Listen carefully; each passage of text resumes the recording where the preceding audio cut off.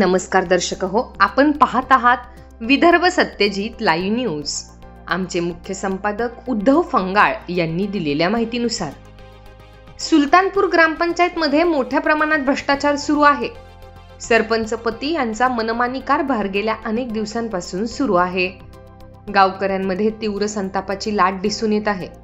या संदर्भात सामाजिक कार्यकर्ते नागवंशी संघपाल पनाड यांनी आंदोलन पुकारले असून नागवंशी संघपाल पनाड यांनी 7 डिसेंबर रोजी पत्रकार परिषद घेऊन सविस्तर माहिती दिली।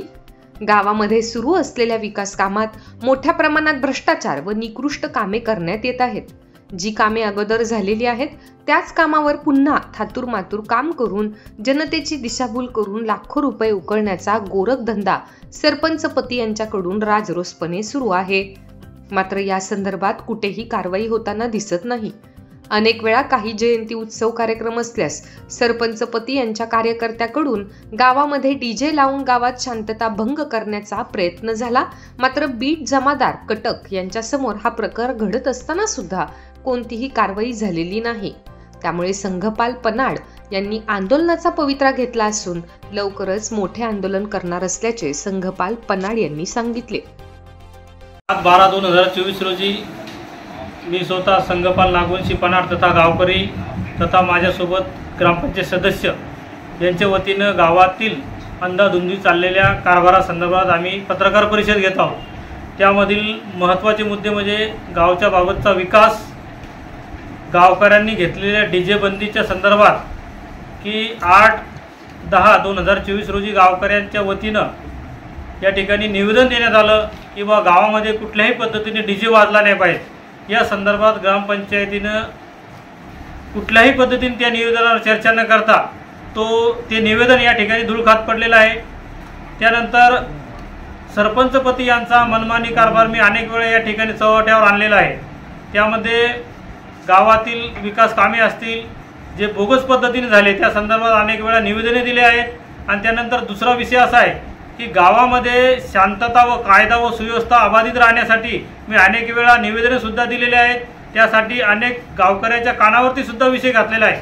परंतु सरपंच पती यांचा मनमानी कारभार या ठिकाणी झालेला आहे। डीजेचं निवेदन आलेलं असताना सुद्धा गावामध्ये डीजे वाजवणे आणि सण उत्सवाच्या काळामध्ये त्या ठिकाणी त्यांच्या कामावर असलेल्या लोकांच्या माध्यमातून डॉक्टर बाबासाहेब आंबेडकर चौक येथे तलवारी घेऊन नाचणे हे सरपंचाचं कर्तव्य या ठिकाणी दिसत आहे। या पाठीमागे सरपंचाला गावामध्ये काय घातपात घडून आणायचा किंवा जातीमध्ये भांडण लावायचे हा एक या ठिकाणी या तलवारीच्या माध्यमातून संशय येतो। त्यानंतर जे काही महापुरुषाच्या जयंती असतात, पुण्यतिथी असतात की ज्या महापुरुषांनी या देशासाठी या समाजासाठी महान असं कार्य केलं, अशा महान महापुरुषाच्या जयंत्या या ठिकाणी ग्रामपंचायत कार्यालयामध्ये साजऱ्या होत असतात।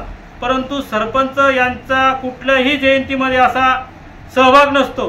त्या ठिकाणी त्यांनी अनेक वेळा अनेक पुण्यतिथी असतील, जयंती असतील त्या ठिकाणी पाठ फिरवली आहे।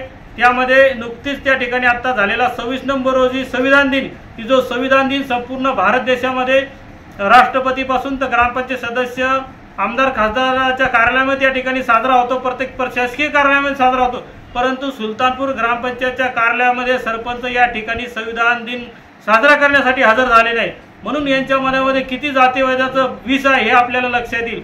त्यानंतर कालच या ठिकाणी झालेला 6 डिसेंबर की ज्या डॉक्टर बाबासाहेब आंबेडकरांनी आपल्या रक्ताच्या थेंबाथेंबाने या ठिकाणी संविधान लिहिलं आणि त्या संविधानाच्या माध्यमातून भारत देश चालतो, त्या महामानवाचा महापरिनिर्वाण दिन साजरा करण्यासाठी सरपंचाला या ठिकाणी वेळ नाही। परंतु सरपंच पतीचा वाढदिवस 12 तारखेला आहे आणि त्यांचा बॅनर 6 तारखेला म्हणजे डॉक्टर बाबासाहेब आंबेडकरांच्या महापरिनिर्वाणाच्या दिवशी त्या ठिकाणी सरपंच पतीचं बॅनर या ठिकाणी सरपंचाच्या ग्रामपंचायतच्या गेट समोर लागतं।